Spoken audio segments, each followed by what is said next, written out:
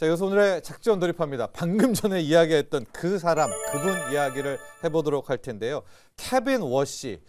우리가 그 힘든 일을 해냅니다. 뭐 그런 걸 하잖아요. 지금 케빈 워시의 임무는 분명히 금리를 내려야 되는 건 맞는데 양적 완화는 안 하겠다라는 겁니다. 그러니까 달러는 안 찍어내겠다. 그런데 금리는 내리겠다.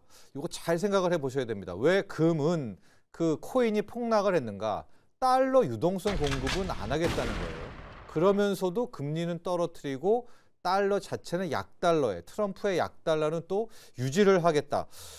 정말 이 일을 해낼 수 있을까요? 그런데 좀 이따 또 보시겠지만 이 케빈 워시를 추적해 보니까 스캇 베센트 현 재무장관과 굉장히 밀접한 하나의 궤를 같이 하고 있다라는 겁니다. 실질적으로 케빈 워시가 앞으로 연준은 재무부와 깊은 관련을 맺겠다. 인연을 맺고 함께 헤쳐나갔다. 이런 말도 했거든요.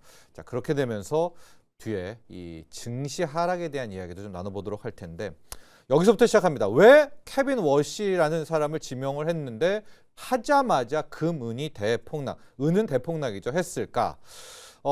은이 한 30% 빠지면서 낙폭 자체로는 더 많이 빠진 수 있었지만은 이제 시총 증발한 액수는 금은 합쳐가지고 7조 4천억 달러, 일경이 넘게 이제 줄어든 겁니다. 그런데 폭은 뭐 40% 빠진 적이 있었다고 하더라도 워낙 위에서 빠졌기 때문에 일경이라는 시총 증발액은 역사상 처음 있는 얘기다.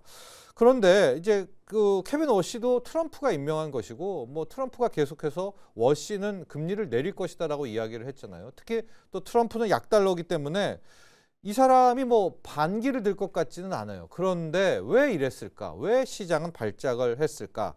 거기서는 앞서도 말했지만 워시의 대표적인 특징이 뭐냐면 양적 완화를 안 하겠다라는 겁니다. 양적 완화는 안 하고, 그러니까 즉 달러는 더 안 풀면서 금리는 내리겠다.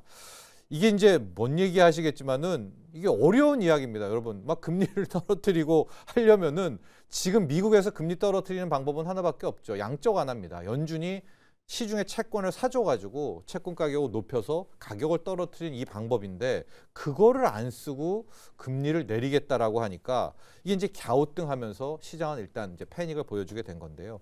왜 이 양적 완화를 안 하겠다는 특징이 부각됐는가?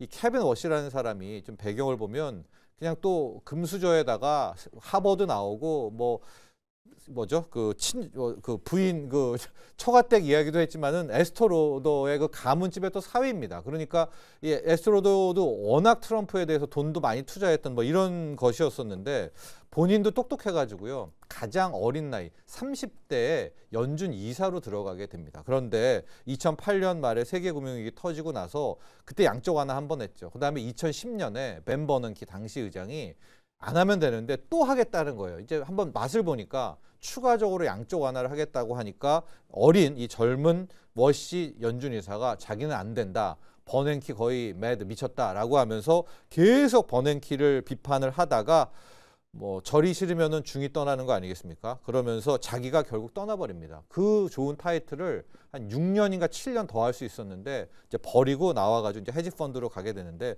계속해서 요즘도 연준은 그 자산 줄여야 된다. 그동안에 워낙 많은 국채를 사다 놨잖아요. 시중 채권이랑 이거 싹 다 팔아야 된다라고 이제 이야기를 했습니다. 그러니까 QE는 절대 불가하다는 거고요. 아예 시장에서 지금 일각에서 나오는 거는 이 케빈 워시가 QT 지금 멈춰 있죠. 오히려 양적 긴축을 할 것이다. 이제 이런 얘기까지 나오고 있는데 여기에 대해서 월스트리트저널은 그 정도는 아니다. QT까지 하면은 트럼프를 화나게 하니까 그 정도는 아닌 건데 어찌 됐건 트럼프는 지금 하나만 하라고 워시한테 말하죠. 모기지 금리 낮춰라. 기준금리 인하도 인하지만은 시장금리, 시중금리를 낮춰라라는 겁니다. 트럼프는 이번에 지난주도 말씀드렸지만은 증시 폭등시키고 반값 유가 만들어도 인기가 없어요. 왜? 미국인들은 지금 임대료 높아, 집값 높아, 또 생활 물가 때문에 트럼프의 경제가 실패했다고 보고 있거든요. 그래서 지금 트럼프는 어떻게든 체감 금리를 떨어뜨리라는 거고 이걸 이야기를 하는 거거든요. 또 하나 트럼프는 약달러입니다. 뭐 주말에 보니까 일각에서는 케빈 워시가 강달러를 추구한다. 뭐 달러는 강해질 것 이렇게 이야기도 하는 전문가들도 있지만 그러면은 트럼프의 경제 자체가 이 테마 자체, 주목이 자체가 무너지기 때문에 그 춤췄던 영상도 있잖아요. 약달러를 두고 너무나 훌륭하다라고 했고 더 약달러를 몰아치거든요. 자, 그래서 어떤 방법으로 그럼 케빈 워시는 금리도 떨어뜨리고 약달러를 만들 수가 있나? 게다가 추가 달러 공급은 안 한다라고 하지 않았었습니까? 그럼 어떻게 미 국채 가격을 올리게 되는가? 일단 첫 번째가 연준과 미 재무부가 긴밀하게 소통하겠다라는 겁니다. 스캇 베센트 재무장관과 팀플레이, 팀플을 하겠다라는 건데 여기에서 뭔가 저는 이제 힌트를 얻은 거예요. 이 재무부와 연준은 원래 가까워지면 안 되겠는데 이제 앞으로 연준과 재무부는 한 몸처럼 움직이면서 그게 바이백이 됐던 뭐가 됐던 미 국채를 살리기 위한, 미 국채의 몸값을 높이기 위한 어떤 하나의 큰 프로젝트와 작전을 꾸미고 있다. 제가 왜 이야기를 하냐면은 이 세 명의 인물을 제가 사진을 좀 준비를 했는데 이 세 명이 연관이 있어요. 잘 보니까 이제 조지 소로스라는 사람이 그 동안에 뭐 환투기, 헤지 펀드의 왕 대부였잖아요. 지금은 완전히 좀 연로했고 그 조지 소로스의 완전히 수제자가 저기 나오는 스탠리 드러켄 밀러라고 하는 현재 뭐 최고 악마라고도 불리는 현재 환투기와 헤지 펀드와 아니 모든 사람의 이제 최고 정점인데 그 제자가 누구냐? 현재 스캇 베센트 재무장관입니다. 그래서 스캇 베센트가 트럼프가 임명했을 때도 아니 어떻게 저렇게 환투기했던 그런 사람을 재무장관에 앉히느냐. 근데 미국은 그런 거 없죠. 그냥 능력주의로 시중에 있었던 사람 데리고 오는데 저기 가운데 이번에 케빈 워시는 누구냐? 스탠리 드러킨 밀러와 사업을 같이 했던 사람입니다. 그러니까 저 세 사람이 이 다 연관이 있는 거예요. 스탠리 드러킨 밀러, 그다음에 케빈 워시, 현재 스캇 베센트 재무, 특히 케빈 워시와 스캇 베센트 재무 둘이 짝짝꿍을 펼친다라고 하면 어찌 됐건 이번에 이 세 명의 인물을 봤을 땐 한다면 한다 쪽에 베팅을 하게 되는데 우선 금과 달러, 금은 아닙니다. 왜냐하면 제가 지난번에도 말씀드렸지만 금과 은이 뛰면서 미 국채가 찬밥이 됐잖아요. 그러니까 뭐부터 죽여야 됩니까? 금과 은을 박살을 내야 거기 있는 돈이 일단 미 국채로 올 것 아니겠습니까? 그래서 일단 첫 번째 목표는 금은을 죽이자. 나오는 돈 미 국채로 땡기자. 미 국채가요. 실질적으로 10년물 금리가 케빈 워시 되면서 와 이제 금리 오른다라고 하다가 떨어뜨려 거의 보합으로 끝났거든요. 그건 뭡니까? 아 이제 국채 살리기가 나오겠다라는 게 볼 수가 있겠고 그러면은 이제 앞으로 기준금리는 어떻게 내리는가? 저는 고용시장의 붕괴 이런 것들로 이제 수급과 명분을 한번 챙길 수 있다라고 보는 건데 일단 기준금리는 내려야 되잖아요. 그래서 저는 고용지표가 뭐 제가 이렇게 조작한다는 뜻은 아니지만 당장 이번 주 금요일부터 고용지표 나오죠. 나쁘게 나올 것 같습니다. 그래서 계속되는 나쁜 고용 지표를 통해 가지고 기준금리를 내려야 되겠다라는 명분을 일단 챙긴다라고 볼 수가 있겠고요. 두 번째 수급은 어떻게 나오느냐? 증시 조정을 꽤 이끌 것 같아요. 이들이 뭐 그렇게 대단해 하시겠지만 이 드러켄 밀러라는 그 인물 자체를 아신다면 저는 일부러 상당 부분의 증시 부양 없이 증시를 좀 망가뜨려서 여기 미국 주식에 있는 돈을 미 국채로 옮기면서 이제 국채 가격을 살리고 금리를 떨어뜨리는 이 프로젝트를 꾸미지 않을까라고 해서요.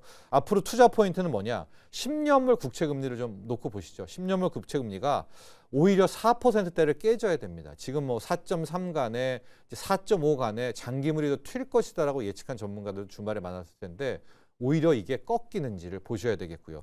그러면은 저는 이게 시장 금리는 결국 10년물 금리 따라서 떨어지거든요. 이거 하나 보시고요. 달러 인덱스도 97까지 지금 다시 레벨 올라왔잖아요. 이걸 98 위로 안 가고 여기 언저리에서 놀다가 오히려 하락해야 됩니다. 즉, 이 새롭게 나오는 케빈 워시는 지금 양적 완화는만 안 한다 뿐이지 저금리 약달러는 추진할 사람이거든요. 이걸 한번 보셔야 되겠고 저는 국내에서 피난처로 꼽은 것이 뭐냐면 에이스, 이건 브랜드입니다. 에이스의 미국 30년 국채 액티브 ETF가 있어요. 특히 이제 괄호 열고 저 H라는 거는 환해지를 걸었다는 거거든요. 즉 현재 환율에서 오히려 밑으로 떨어지면 환차 이익을 볼 수 있는 환고정을 한 이제 그런 상품인데 이게 인기가 꽤 있었어요. 국내 ETF 중에서 미국에 장기채에 투자할 수 있는 뭐 꽤 이제 물량 실린 ETF였었는데 수익률이 워낙 안 좋죠. 왜?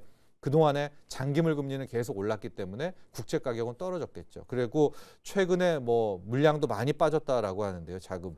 저는 오히려 케빈 워시의 연준 시대가 오면 일단 상반기 내에는 그 뭐 이제 하반기에는 다시 뭐 증시를 어떻게 할지 모르겠지만 상반기 내에는 미 국채 살리기, 즉 기준금리뿐 아니라 시장금리를 떨어뜨리는데 총력을 다할 것이다 이렇게 보고 있기 때문에 저는 오히려 증시에 대한 조정, 고용시장을 좀 악화시키면서 미 국채, 몸값 살리기를 나설 것이다. 그래서 일시적인 피난처는 오히려 미 국채가 되지 않을까 이런 차원을 좀 염두에 보면서 오늘의 작전을 풀어가 봤습니다.